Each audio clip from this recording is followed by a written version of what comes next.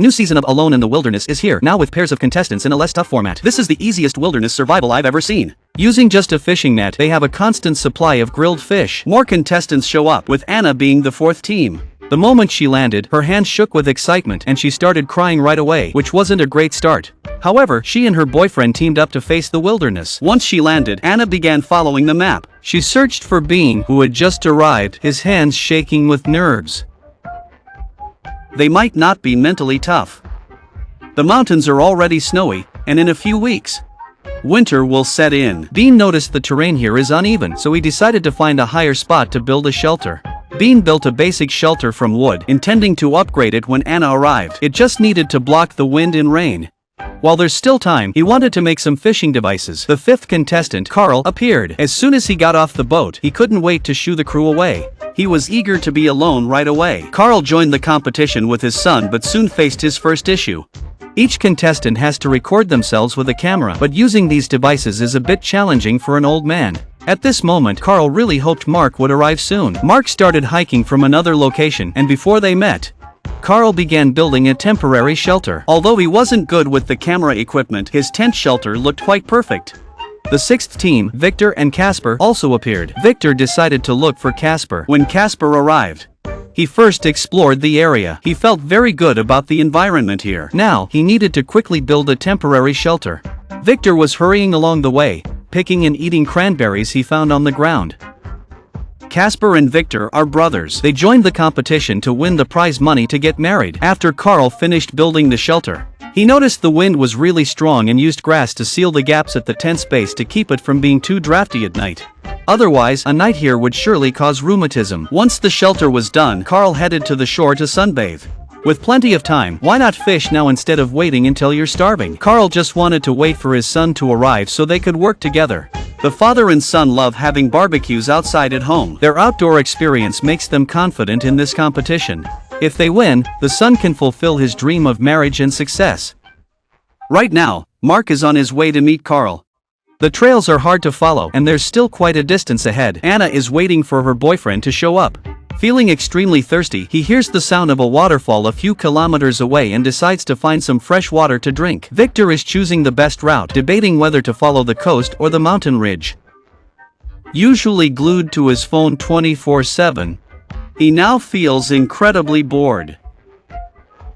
To pass the time, he meditates, but it only makes him feel even more bored.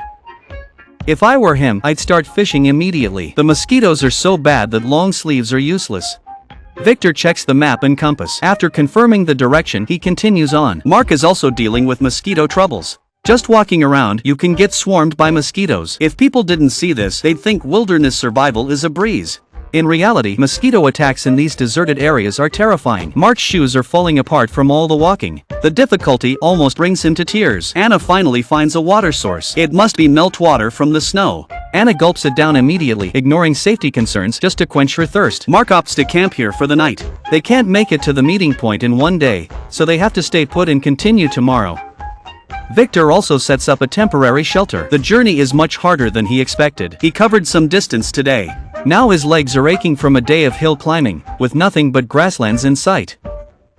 He hopes tomorrow's path will be easier. Victor places a plate outside, hoping to collect rainwater for drinking. Lying in the shelter at night, all he can think about are chicken legs and bacon. On the third day, Mark wakes up feeling very damp. After trekking all day yesterday, his shoes have chafed his legs, but he has to keep moving today. Carl wakes up and boils water. He also catches a fish, which he grills for breakfast. Starting the day like this feels great. The shelter is near the coast. It almost feels like a vacation. Casper started fishing yesterday too, but had no luck. Now, he just wants to catch more fish before Victor arrives. Unable to catch fish with a rod, Casper opts to use a net instead. He wades into the chilly water to set it up. This spot's pretty narrow, so one net should cover it. Meanwhile, Anna's been panicking all morning. She saw a wild reindeer but can't hunt it. If she could, they'd have enough meat to last till the end. Today, she still needs to keep moving to meet up with Bean. Victor has reached a dead end here. A cliff is blocking her path. This is the worst luck. He feels completely defeated and even considered jumping off the cliff. Right now, he's utterly lost. The cliff on the other side is really steep. He almost fell several times. The drop here is about 10 meters. It looks really dangerous, and it actually is. Now Victor has two choices, either jump down and be done with it. He could turn back and find another route, but the slope behind him was too daunting to climb again. He regretted coming down to check it out in the first place. Casper is totally relaxed. After setting aside his desires, he comes here to act crazy. He's even wearing a pair of stockings underneath. Right now, he has no clue his brothers hit rock bottom. Fingers crossed he doesn't get some crushing news later. Mark sees a lot of paths here, each one a source of protein. Meanwhile, Carl's fish isn't done cooking yet. If Mark shows up now, they can share the grilled fish. As he drinks water, he hears someone shouting in the jungle. It turned out to be his son. Carl finally reunited with his son, Mark. Carl showed him the grilled fish. He caught 14 fish, but Mark was too exhausted to care and just collapsed. Several fish were already grilling on the pan.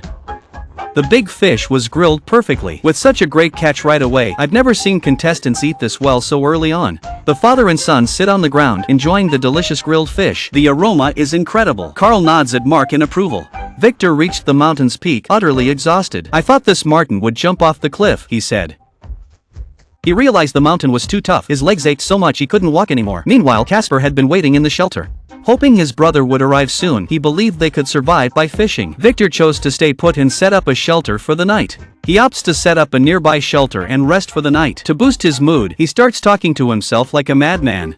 Bean grilled fish in the shelter, waiting for Anna, who was still on her way. He guessed that Bean must be nearby, his face swollen from mosquito bites. Bean hoped Anna would arrive today. But Anna had already set up her tent to rest. Maybe she was too tired from walking and planned to continue tomorrow. Casper was carving wood at the shelter, shouting Victor's name, hoping he was close enough to hear. But Victor was busy building a shelter, planning to rest for the night and continue the journey tomorrow, singing cheerfully as he worked. Meanwhile, others were so tired they crashed before dark. On day 4, Anna packed up early to keep moving. She encountered a river she needed to cross. The water was icy and fast, but fortunately, it was shallow.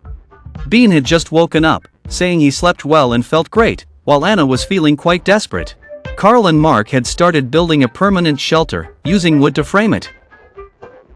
It seemed they were building an A-frame shelter, securing branches to the frame for support and covering it with a waterproof tarp. Working together, they swiftly built the shelter and weighed down the tarp with branches.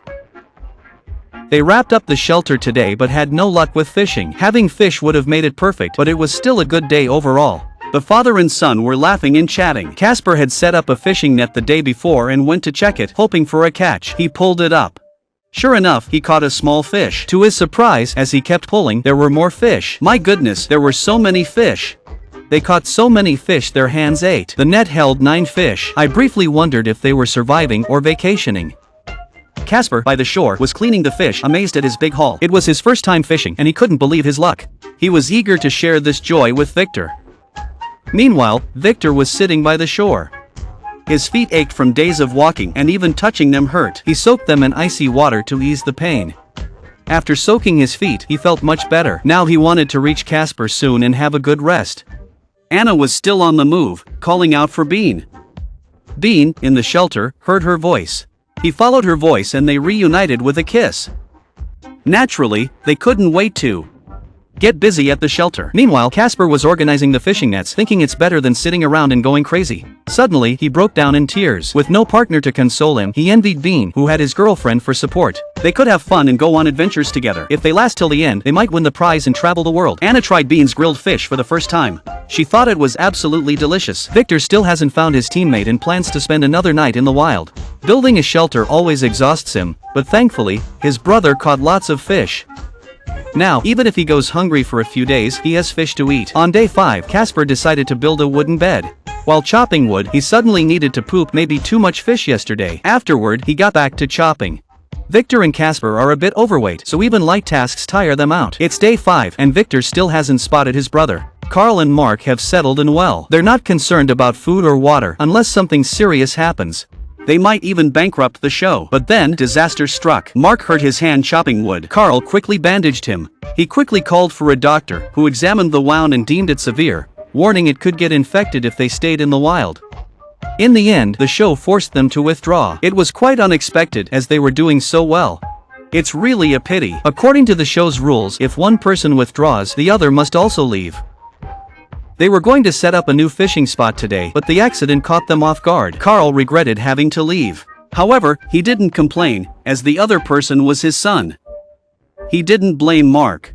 Instead, he chose to accept the outcome calmly. There are still 55 teams left. Victor sent out a signal nearby. Casper was thrilled to hear it because it was his brother's unique call. They finally found each other. Even though they were still far apart, they could reunite within a day. Casper's big moment was coming. The two brothers were so excited to reunite. Casper had prepared plenty of fish for Victor. This was destined to be a great start. What surprises await them next? Stay tuned for the next video update.